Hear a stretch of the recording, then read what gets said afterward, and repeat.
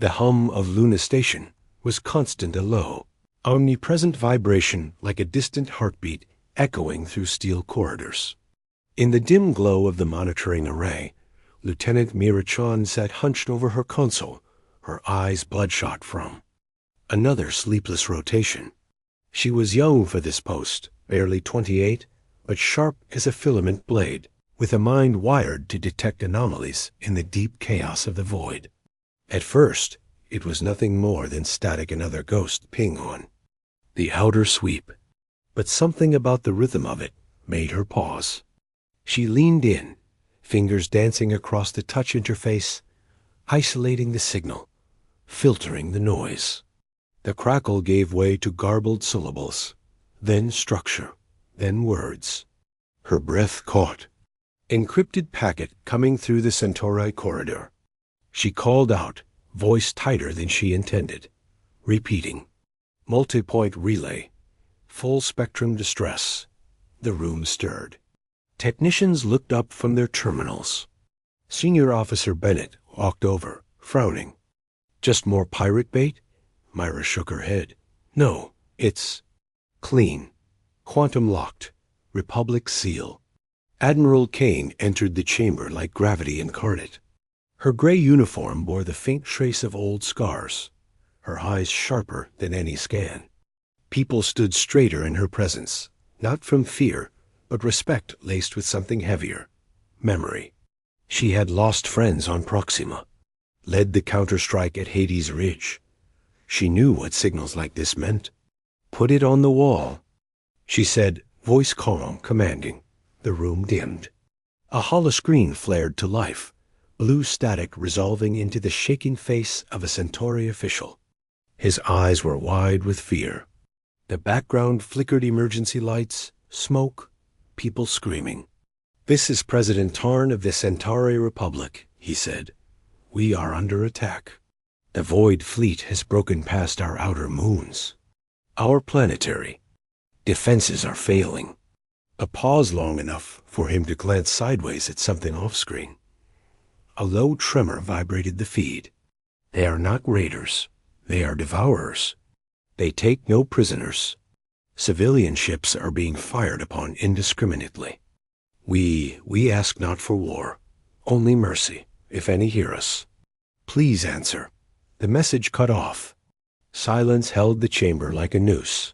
Then Mira, voice barely more than a breath, whispered, They're not going to survive this alone. Cain stared at the still image frozen on screen Tarn's wide, pleading eyes, the chaos behind him. Her face betrayed nothing, but inside her chest something twisted, a cold, old grief stirring awake. This wasn't a tactical decision. This wasn't political calculus. This was a test of something deeper. She turned slowly. How long until their atmosphere shields collapse? Estimate, 78 hours, Myra replied. Cain nodded once. Patch this to Sol Command and send it to all 5 fleets. I want readiness reports in 2 hours. But Admiral, said Bennett, cautious, other sectors may have picked this up. We don't know who else might respond. Cain cut him off with a glance. Then let them. Let the galaxy see what it means to call humanity your friend. Outside, Earth's moon hung in stillness above the blue curve of home. But in the shadows behind it, lights were beginning to wake engines charging, hulls humming, hangars opening like eyes.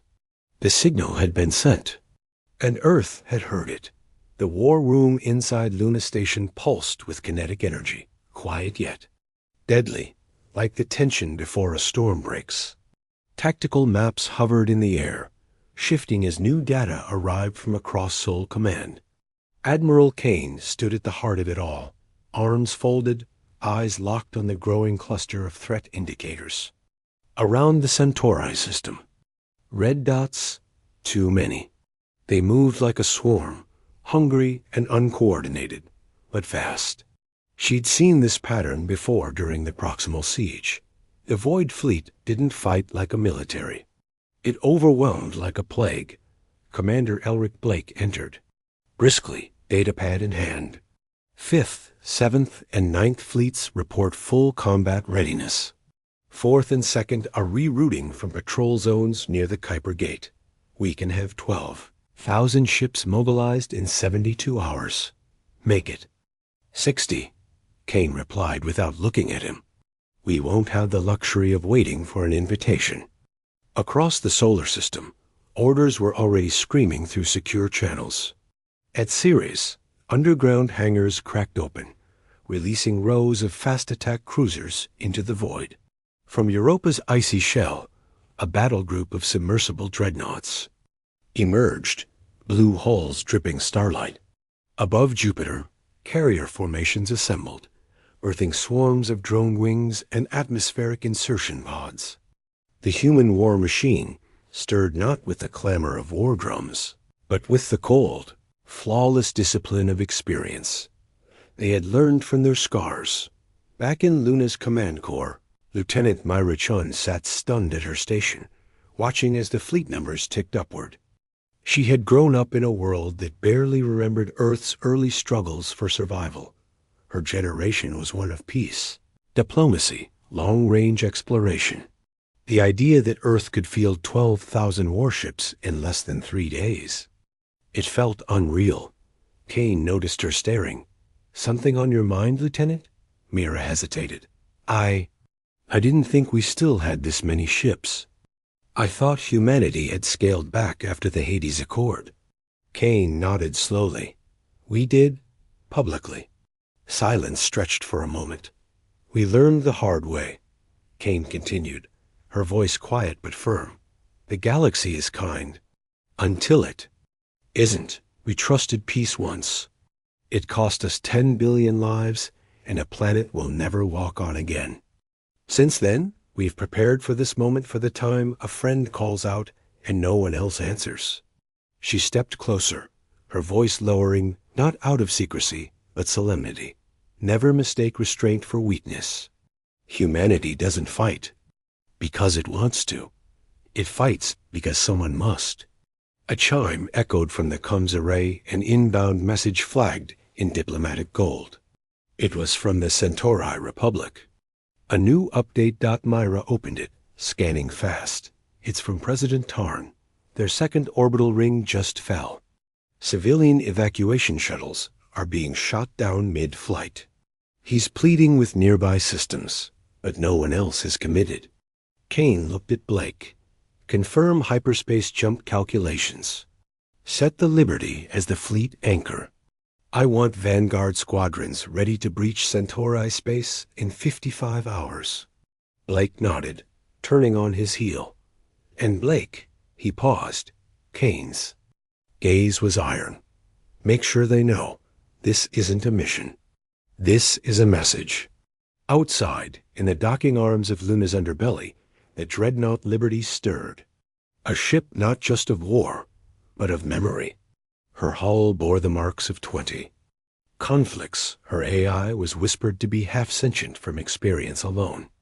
And in her main hangar, her crew veterans and young bloods alike began preparing for what they all knew could be a one-way fight. From the edge of the command deck, Mira looked up at the projection of the Centauri system, pulsing red with danger.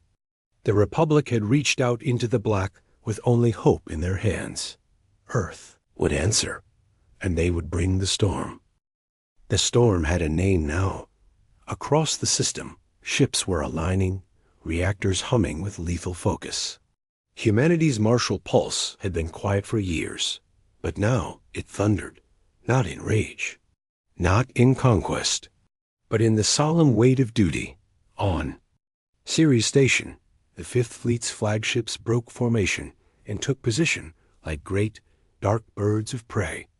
Their hulls shimmered in defense fields, each vessel armed with railguns, fusion warheads, and eye-guided antimatter lances.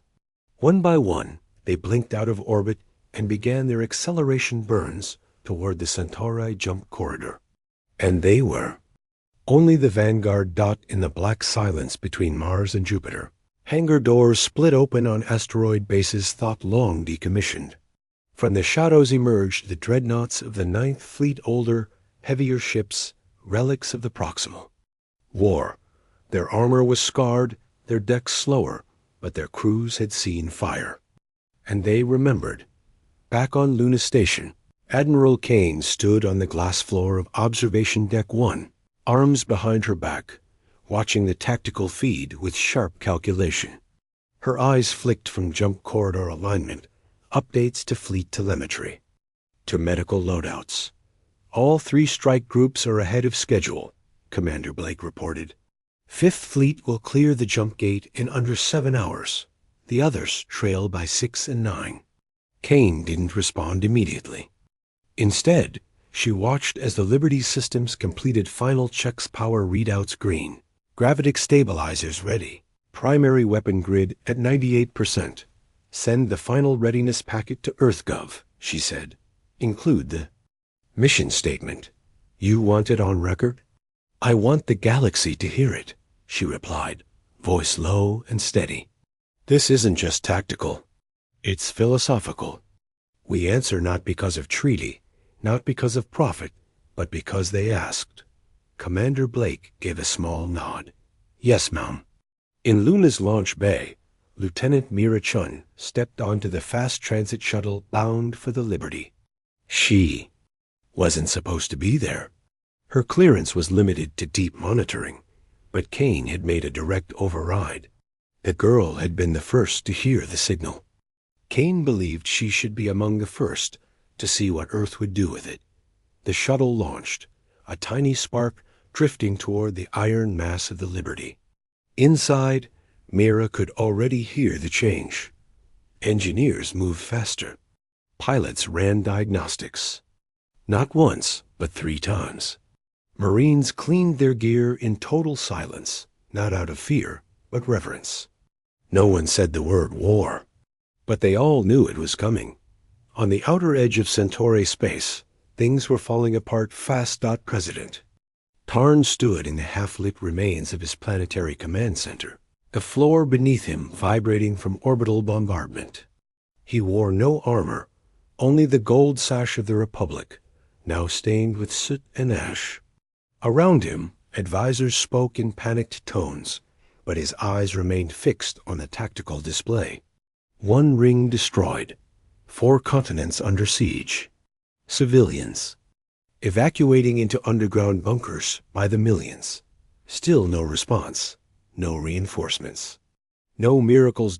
Until the map updated. Suddenly, 12,000 contact markers blinked into Centauri's outer sectors.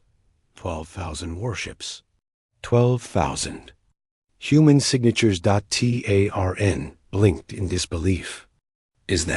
Are those human? An officer nodded slowly, hands shaking. They're real, transmitting in all known languages. No encryption. They say... He paused, voice cracking.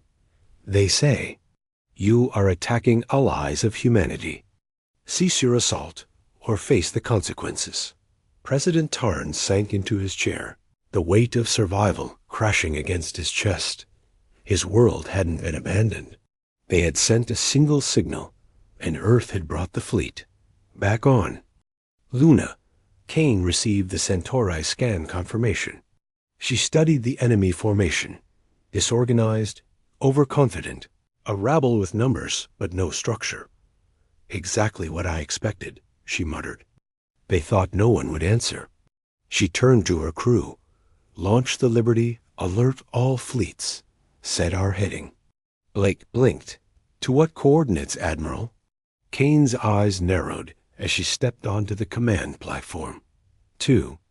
Centauri Prime, to the exact point where their last hope was sent. The storm was no longer building. It was moving, and it carried 12,000 banners of fire.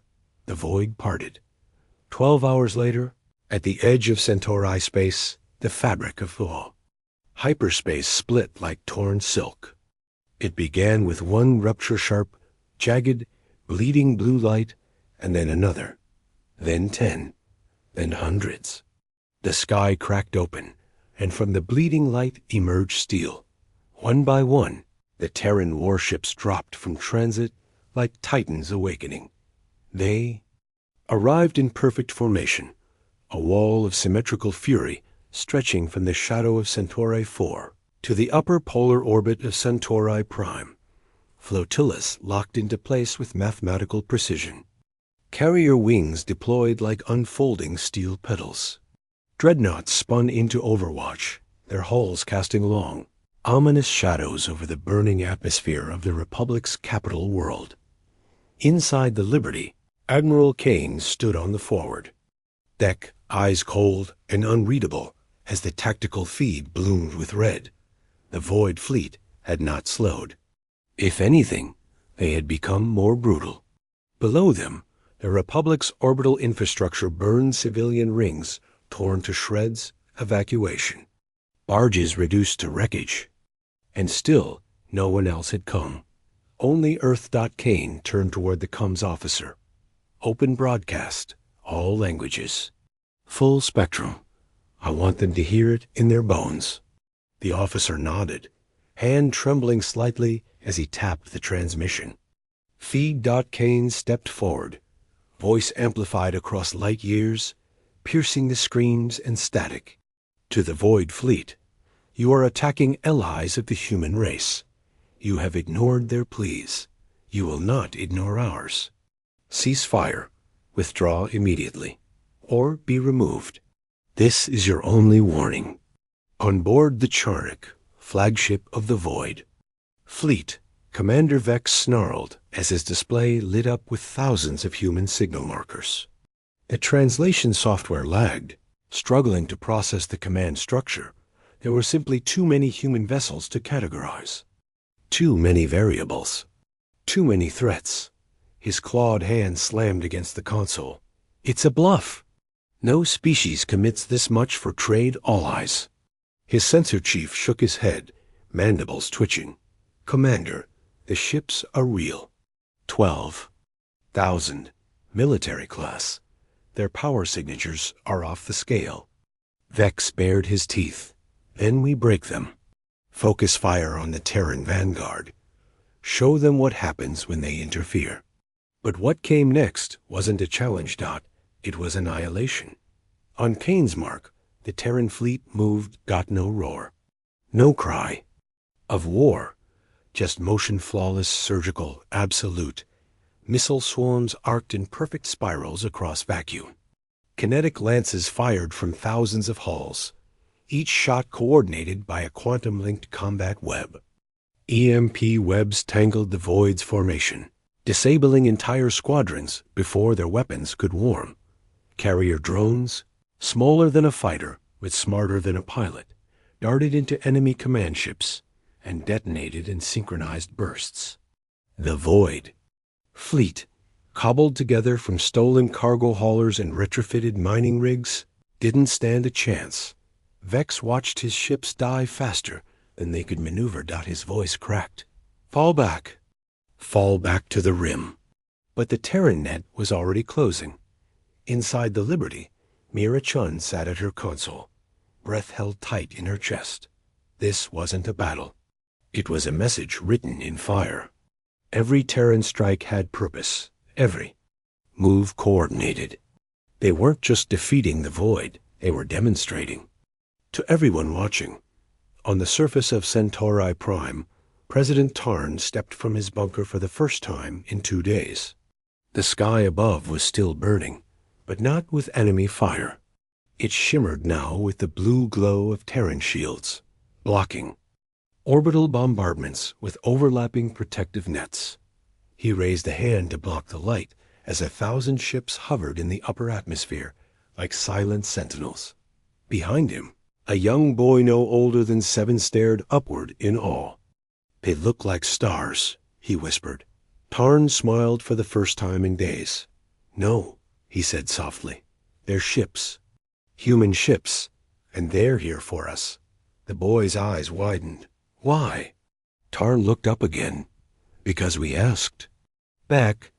In orbit, Vex's flagship tore into hyperspace, one of the few to escape. And behind him, in the vacuum he fled from, Earth had drawn a line.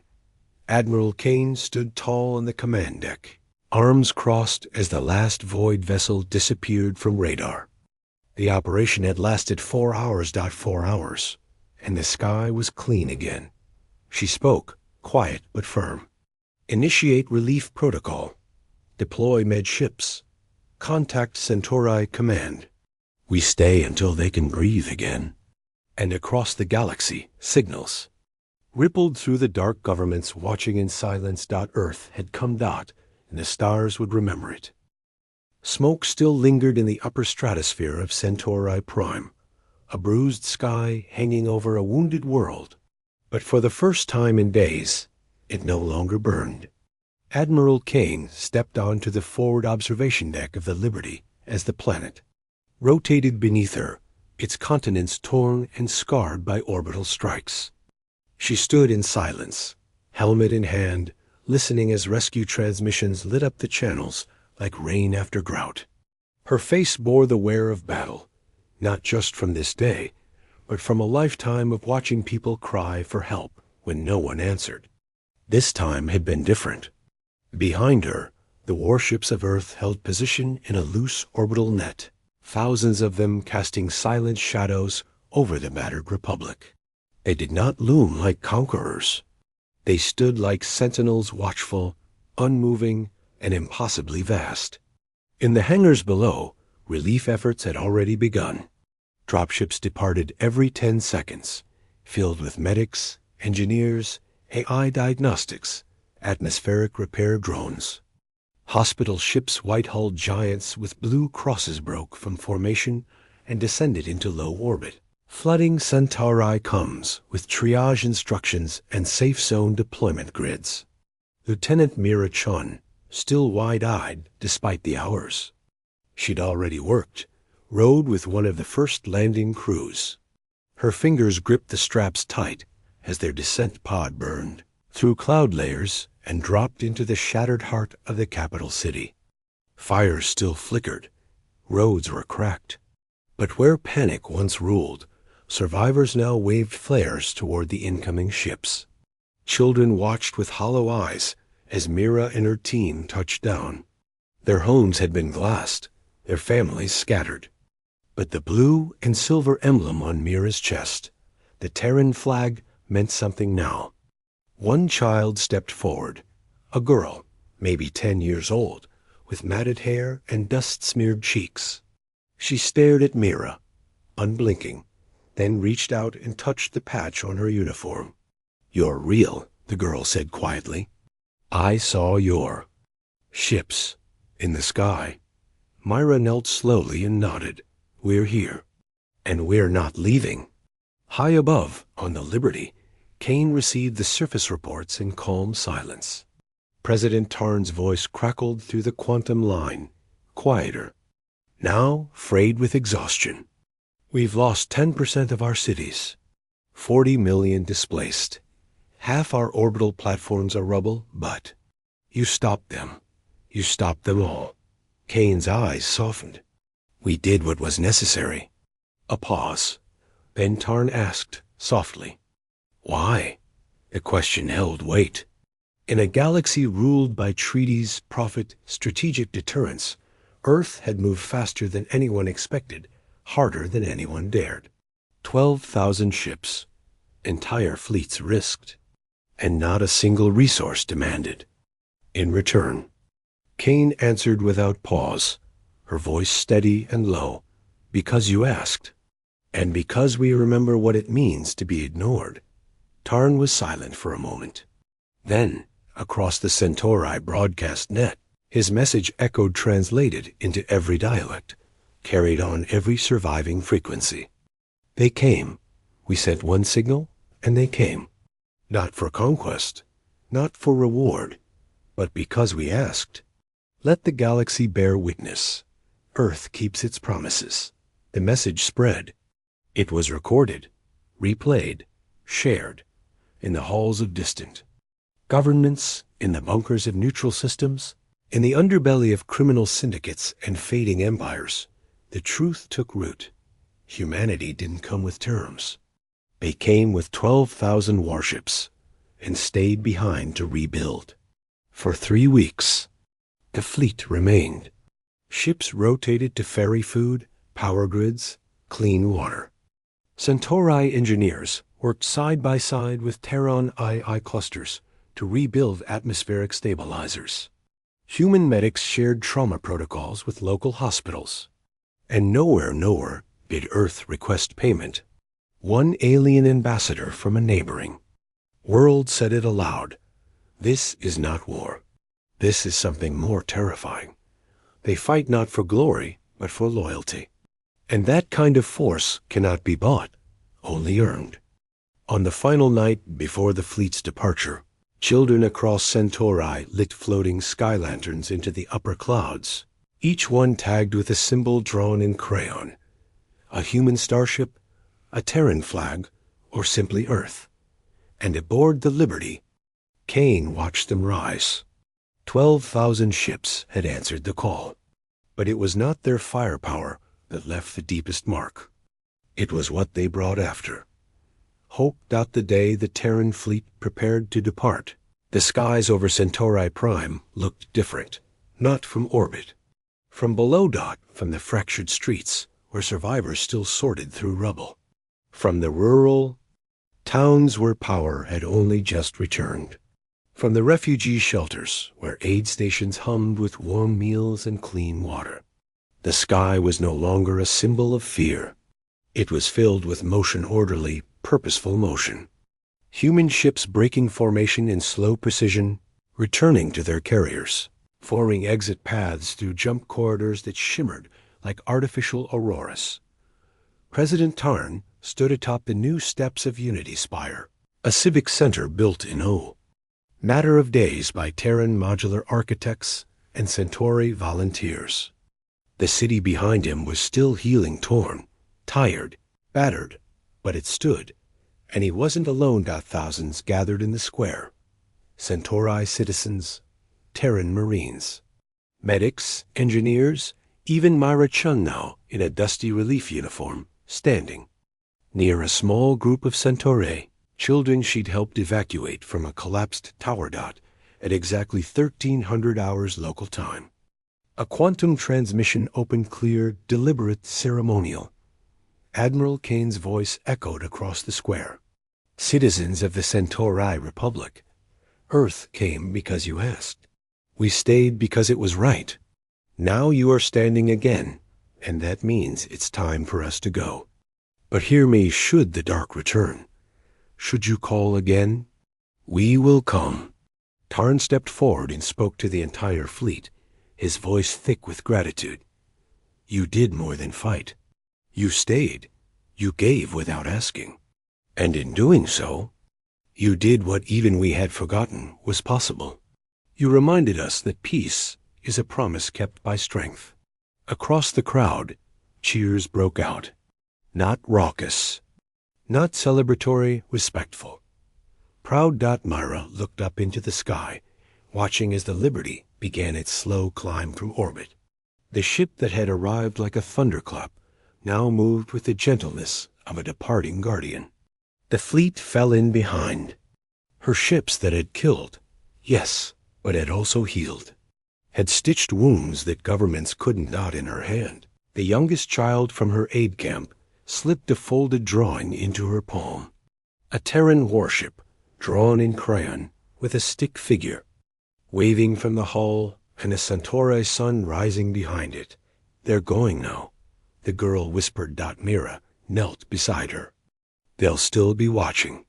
Above, as the ships turned toward the void, the Liberty's dorsal lights flashed in sequence, an ancient Terran signal carried across vacuum. Not a threat. Not even a farewell. A salute, back aboard the bridge. Cain remained silent as Earth's fleet reached transit point. Commander Blake glanced at her from the tactical chair. Ma'am, you're not going to tell them what we found, are you? Cain didn't turn. No. But the Void Fleet, someone organized them. Someone funded the jump. They weren't just raiders. I know, Cain said softly. But the Republic needs peace more than warnings. And the next storm... It's not theirs to bear.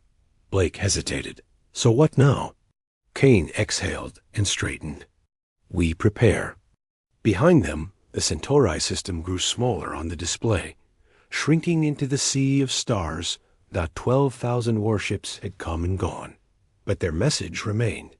And far beyond the rim, something else stirred. Watching. Waiting. Testing. The signal had been answered. But the story wasn't over. The galaxy whispered. From the edge of civilized space to the secret halls of empires, the Centauri broadcast was replayed in hushed chambers and smoky war rooms. The footage of 12,000 Terran warships tearing through the void fleet had been captured, dissected, simulated, and still, it made no strategic sense. No civilization committed such overwhelming force for no material gain. And yet, Earth had done it. Across neutral territories, previously skeptical trade coalitions now petitioned for Terran liaisons. Isolated research enclaves requested human escorts for their convoys. Once proud protectorates of old empires quietly revised their doctrines, inserting contingencies like whispers in Holy Scripture. If attacked and Earth is near, call them. On the council world of Zalcaris, the High Assembly of Nine, who had once dismissed humanity as undisciplined firebrands, watched the Centauri recordings in uneasy silence.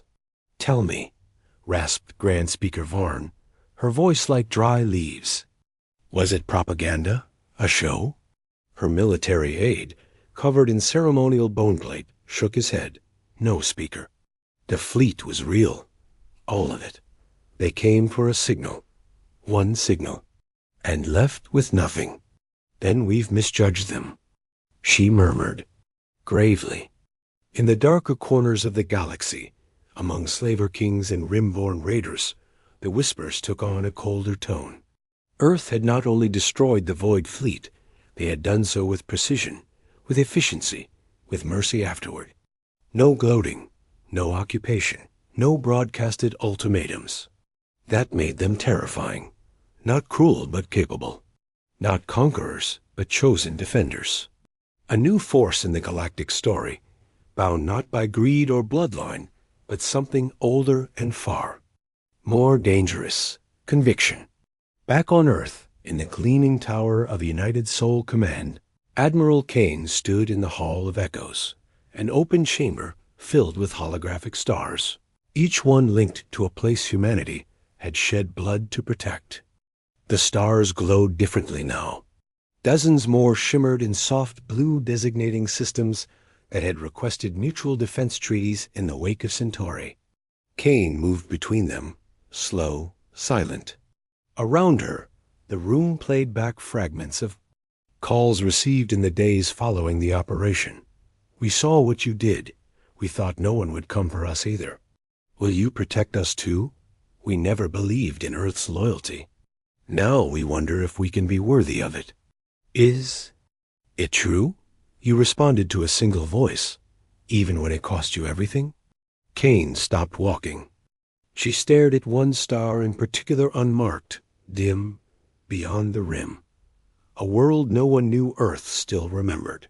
A world lost during the Proximal War. Commander Blake entered behind her, footsteps soft. "Ma'am, Sol Command has approved the expansion. We're authorized to establish new listening outposts in Allied space." Cain nodded. "And the fleet?" "They're asking to rotate back into service. Volunteers are pouring in, even civilians." Cain didn't smile. But her voice, when it came, was softer than it had been in years. "They finally understand." Blake tilted his head. "Understand what?"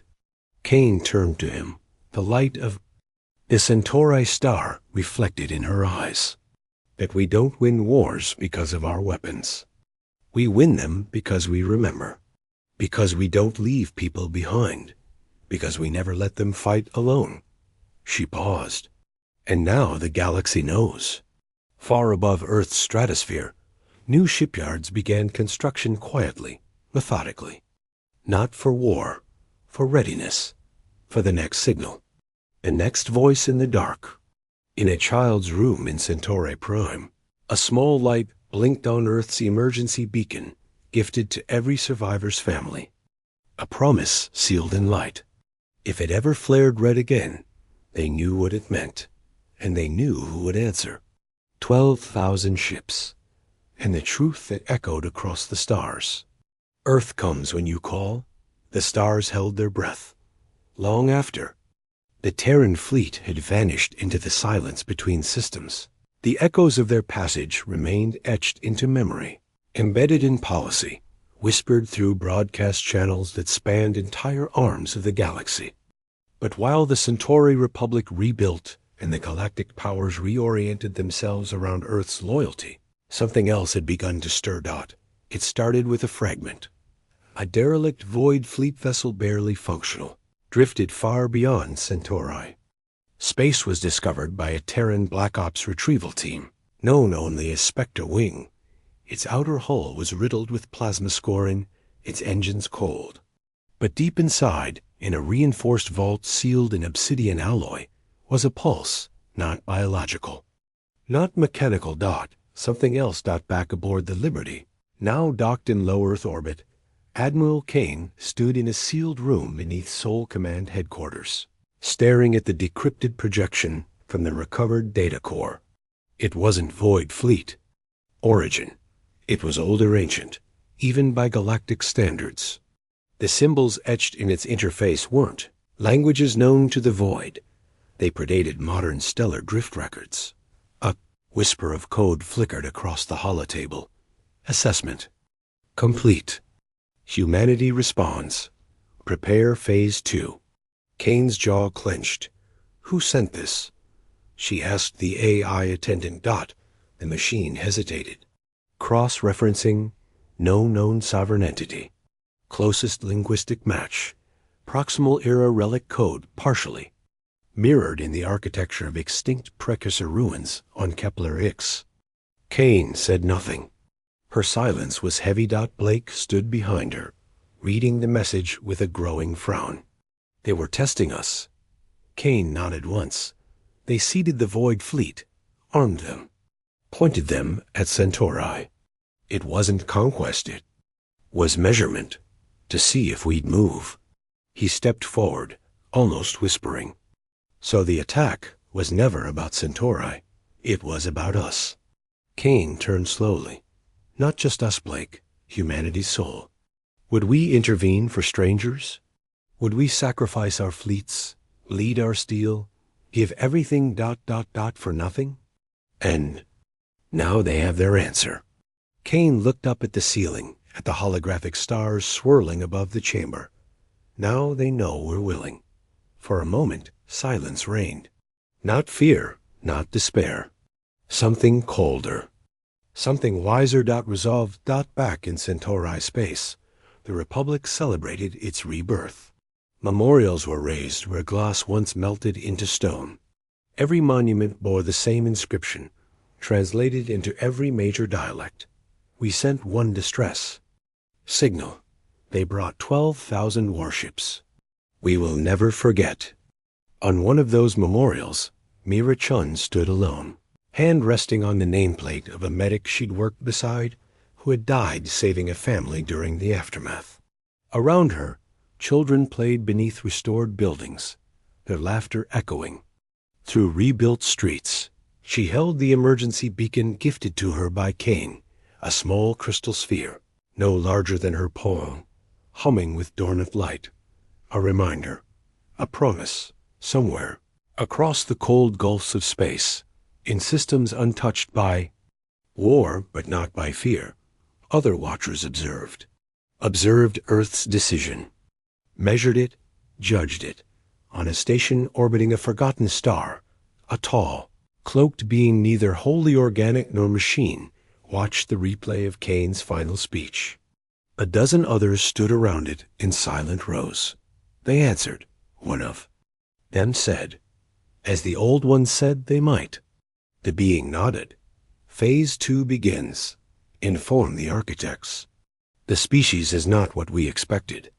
In a low orbit above Earth, the Liberty prepared to leave again. No sirens, no threats. No orders. Just quiet readiness. Because now, Earth knew. The distress signal had not been the end. It had been an invitation. And 12,000 warships was only the beginning.